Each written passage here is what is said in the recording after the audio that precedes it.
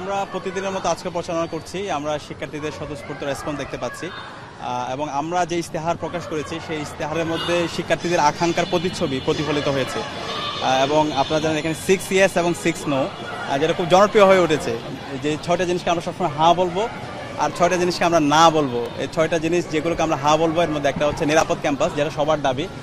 এরপর হচ্ছে আবাসন সংকট সমাধান, এবং আবাসন সংকটটা আমরা কীভাবে সমাধান করবো সেটা রূপরেখা আমাদের করা হয়ে গিয়েছে। নারী শিক্ষার্থীদের নিরাপত্তা, সেটা রূপরেখাও আমাদের আছে। চিকিৎসা সুবিধা ও স্বাস্থ্যসম্মত খাবার, উন্নত পরিবহন, ক্যারিয়ার গঠনে পর্যাপ্ত তথ্য সেবা। এই 6টা জিনিসকে আমরা সবসময় হ্যাঁ বলবো, আর 6টা জিনিসকে না বলবো সেগুলো আমি একটু আপনাদেরকে পড়ে শোনাই। কর্তৃত্ববাদী রাজনীতি, নির্যাতন ও সহিংসতা, গণরম গ্যাসরুম কালচার, বৈষম্যমূলক নীতি ও আচরণ, মাদক চিন্তায় চাঁদাবাজি, লাঞ্চের পরে আসেন কালচার, ইসলামোফোবিয়া এবং সাইবার বুলিং। তো এই 6টা হ্যাঁ এবং 6টা না শিক্ষার্থীরা তারা স্বতঃস্ফূর্ততার সাথে তারা ক্যাম্পেইন করছে, তারা বলছে।